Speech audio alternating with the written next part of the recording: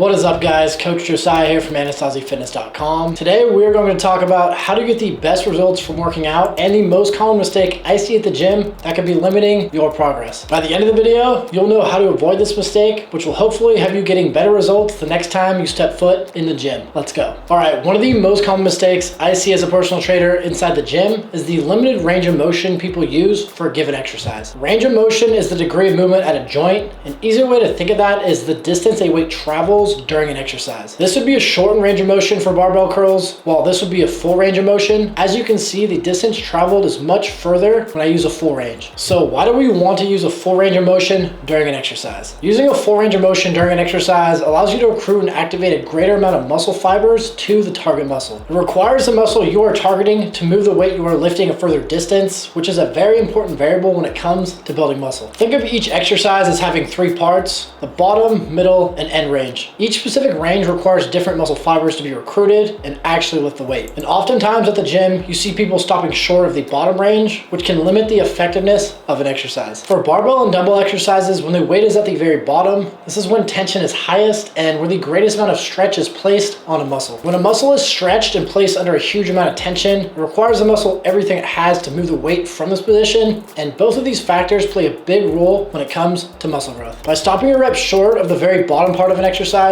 you could miss out on potential growth as opposed to using a full range. So take note of this during your workouts and make sure you're not cutting those reps down short. All right, the second reason we want to use a full range of motion to get better results from working out is for overall functionality and mobility. Using a full range of motion at the gym during an exercise improves your mobility by simply taking your body through movements it naturally should be able to do. Improved mobility is one of the most overlooked upsides that weightlifting can do for your body. When you perform an exercise at the gym, you are essentially stretching a muscle with every single rep. And when you apply weight to an exercise, which we often do, it enhances the mobility and functionality of the muscles and joints that are being used during that specific exercise. A great example of how lifting weights can improve mobility is the common concern today with poor posture. When you have poor posture, your shoulders are rounded forward, closing off your chest, making it super tight. Now take a dumbbell chest press. When you perform this movement with a full range of motion, at the very bottom, your chest is placed under a huge amount of stretch and your shoulder blades are down and back. This is exactly the position we want when it comes to improving our posture. But if we don't take this exercise through a full range of motion, we completely miss out on the upside of this exercise because stopping short doesn't allow for a full stretch of the muscle itself. And when you improve your mobility, it allows your body to use a greater range of motion over time, which can translate to you seeing better results from your workouts. Okay, so now we know a full range of motion can increase muscle growth and improve mobility, but what exactly is a full range of motion? Using a full range of motion for an exercise is going to be dependent on each individual because everyone has different limitations. And what I mean by that is someone's structure might not allow them to use a full range of motion for an exercise without causing some sort of pain or discomfort. But oftentimes, this isn't why people stop their reps short. They stop because they simply don't know increasing their range of motion for an exercise can improve the results they're seeing from their workouts. Here are the biggest things to look for during an exercise when it comes to determining the type of range of motion you should use. The first aspect to look for during an exercise when it comes to determining the range of motion to use is the amount of stretch and tension you feel on the target muscle. Let's say you're doing dumbbell rows with your current range of motion, but the moment you drop the weight down a bit further and increase the range, you feel a much greater stretch and a lot more tension in your lats and upper back. This is a sign that the target muscles are being activated to a greater extent with the longer range of motion. In other words, you are improving the effectiveness of the exercise and should stick to that longer range. On the opposite side of the spectrum, let's say you don't really feel a difference, but when you go a bit lower, you find yourself getting pain in your shoulder and you feel other muscles taking over the movement. This is obviously not a good sign, and two other aspects to always be aware of when considering using a longer range of motion. Take squats as another example. Going lower on squats is generally going to cause more activation on your quads, but if your knees start hurting and your lower back takes over, this isn't really going to improve the quality of the exercise. So anytime you do an exercise, try to use the greatest range of motion your body allows, so long as you can do it pain-free while still feeling the exercise primarily in the target muscle. All right, now it's time to address some of the most common myths you may have heard about using a full range of motion during your workouts. The most common myth associated with using a full range of motion during an exercise is that you will not keep tension on the muscle you are training, and this is just simply not true if you perform the exercise correctly. You don't relax and take tension away from the muscle at the bottom part of the movement. You fully extend and stretch the muscle while keeping tension. This stretch position is where the greatest amount of muscle fiber recruitment occurs during an exercise, and it requires the muscle everything it has to move the weight from this position. This plays a big role when it comes to muscle growth. The key is to use a full range of motion while still still keeping tension on the muscle. Another common myth associated with using a full range of motion is you can't use as much weight. And this isn't necessarily a myth, but rather a misunderstanding of all the variables that contribute to building muscle. The amount of weight you use during an exercise isn't the only variable when it comes to muscle growth. When you increase your range of motion during an exercise, you can actually build more muscle while using less weight. And this is because your muscle simply has to move the weight a further distance, which is a very important variable when it comes to muscle growth. You may be able to squat 100 pounds heavier with half squats, but if you were to just drop the weight and increase your range of motion, it's going to give you far better results. So don't get caught up with ego lifting. Always use a weight you can control while still using the greatest range of motion your body can comfortably use. All right, so should we never not use a full range of motion? Like we talked about earlier, if increasing the range of motion for an exercise causes pain or forces other muscles to take over, then we should limit the range to the point that prevents these things from happening. There are also some advanced training techniques where partial reps can be beneficial if used correctly in a routine, but the purpose of this video is to give you the foundation for getting the best results from your workouts, and primarily focusing on a full range of motion with your exercises will give you just that. All right, as always, here's a plan of action for you guys to take with you next time you go to the gym. Start taking note of how much of a stretch you feel in the target muscle during an exercise, and increase that range of motion if it allows you to get a better stretch and create more tension in the muscle you're training. Remember, everyone's body is different, so your full range of motion might not look the same as someone else's. So while you increase your range of motion, just be aware of how it feels on your specific body. Make sure it's not causing any pain, discomfort, or forcing any other muscles to take over the movement. Also, don't believe in the common myths about using a full range of motion. The key is to keep tension throughout the entire movement while still using a full range. Use a weight you can actually control through this range. All right, that's it for the video today, guys. I hope it helped. Make sure to subscribe to the channel for more videos, and if you want a little more help reaching your fitness goals, this is what I do for a living. You can apply for my coaching program using the link in my description. Let's go.